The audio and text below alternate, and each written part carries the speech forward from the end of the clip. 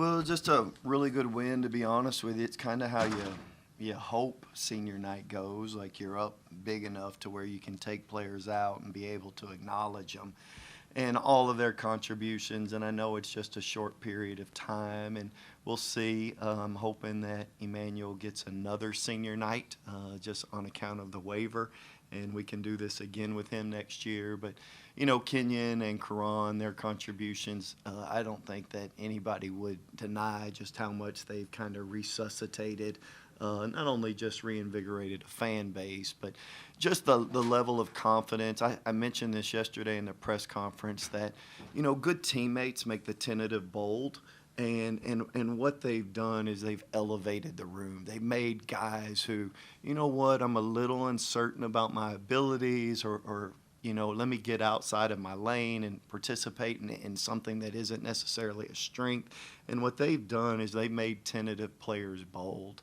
And anytime that you can have a group to where they can elevate the room, it's a huge plus, and that's what all three of those guys. So for E-Man to get a career high, and then, you know, Florida Atlantic is top 10 in the country at block shots, and he finishes twice as many block shots as they had as a team. So just happy for everybody involved, and glad we were able to get a win to head into the conference tournament.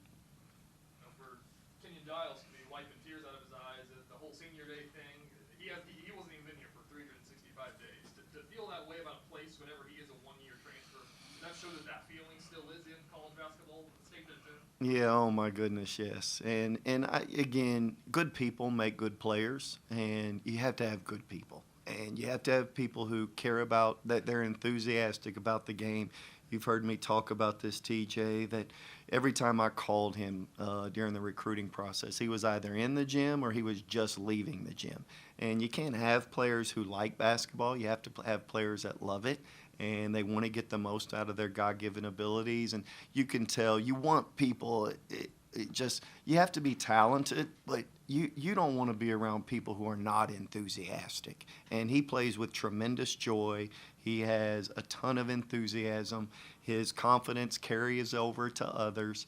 And it's a joy to be around players like that. And I could honestly, I tell these guys a lot, I love you guys.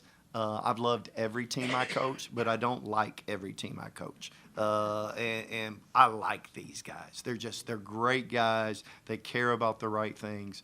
And Kenyon kind of exhibits that. Coach, I remember you talking yesterday about how you check for a certain seat before every game. Was it filled today? It wasn't. But trust me, it's way up there.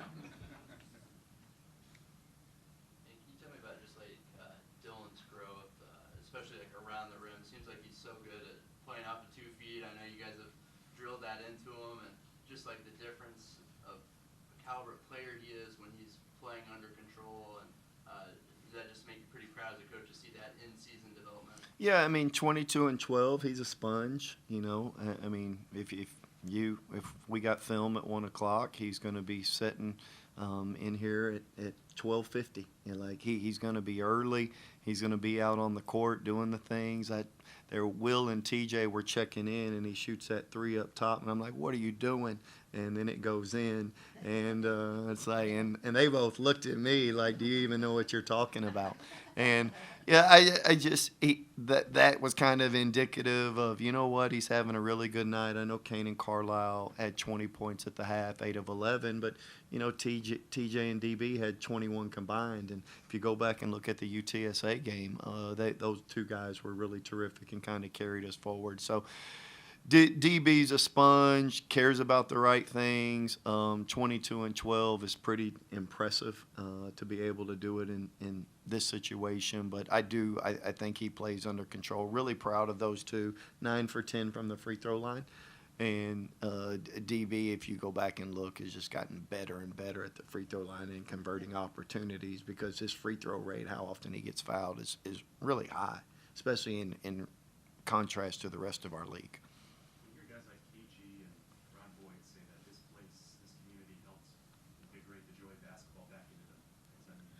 Yeah, I mean, you have to play with joy. Like you can't. I don't think you can go do any job if you're not excited about it. And like you have to enjoy, and we all understand like every day isn't going to be great, and like there's labor involved and there's laborious, but there needs to be a purpose to you. And the purpose for both of those guys, as we've explained, is everybody has a gift, and gifts are not meant to be stored in some closet somewhere. Gifts are meant to be given away. And we need to be giving our gift away. And when we don't give our gift away, we waste days. And so when guys turn around, sometimes players, their gift is enthusiasm. Drake Kendall is that way.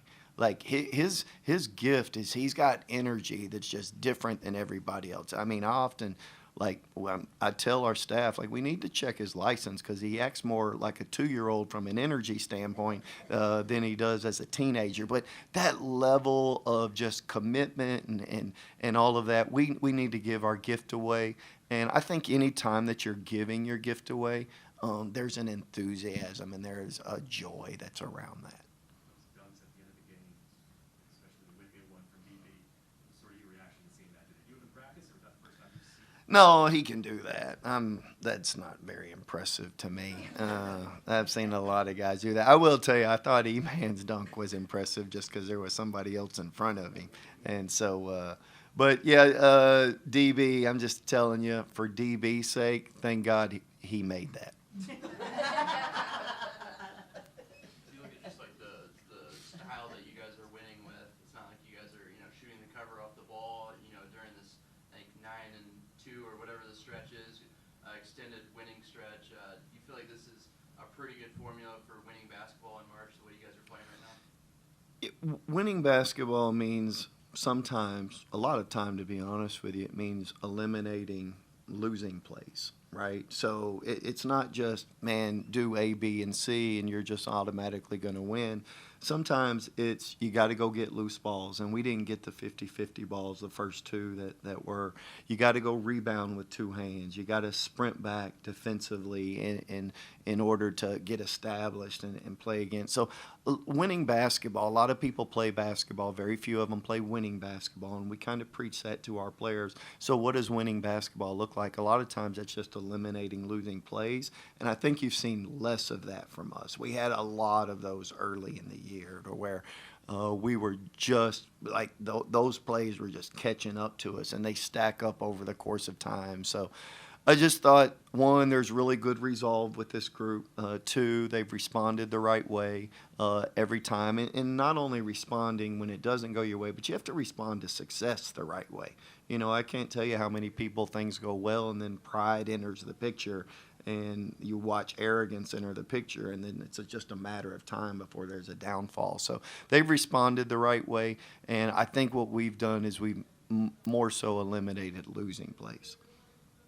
You guys have known for a month that you kind of controlled your own destiny to get the triple I. Whenever you're coaching a room full of 20-year-olds, basically, what goes into that to keep them on track to not let that become bigger than it is? It's never once been mentioned. Like, honestly, it's never once been mentioned. We've never talked about the tournament format. We've never talked about you place here, you get this. The only thing, I'm going to sound like y'all can probably recite this in unison, what I'm about to say. We've just talked about how do you go 1-0. Like, let's just do the next right thing. And I will tell you, like, KG told the whole team, is like, would you stop with that next right thing stuff? Like, we need to attack the next right thing. Like, we just don't need to approach it and casually go about doing the right thing. We need to do it with some level of vigor and enthusiasm. And so we've told them, like, let's just go attack the next right thing, whatever that is. But we've not talked about it a single time. What is the value of a triple bye? I've never heard of that before. I think it's the first year the Americans done it. So what's the value, in your opinion, of getting all the way to the semis? Yeah, I think the WCC's done it. Like, those guys. And I mean, 2 games in 2 days, 3 games in 3 days. I've been fortunate to be on teams that played in championship 4 games in 4 days. Don't really think it matters. I do think the adrenaline kind of carries over. What I'm happy about is, as a coach, you always see the holes that need to get fixed. And so I'm happy that we kind of get a little bit of extra time to make sure we're doing the things that lend itself to winning from a strength standpoint, and then you're going to have some wrinkles just because all these teams just know each other so very well. So I'm happy about the week of practice. I think they shoot like 55% for the first like 30 minutes of the game. You guys hold them without a field goal for I think the last 12. What changed? What do you think finally started? How did you guys start stacking stops? Yeah, I think a lot of it had to do with Drake Kendall. We just said, hey, we need to do a better job on Carlisle. Obviously, 20 points there, 8 of 11, finishes the second half 1 for 6, and I thought that Drake Kendall really limited touches, and we were going to be content with playing 4-on-4 basketball, and we just needed to do a good job of eliminating him.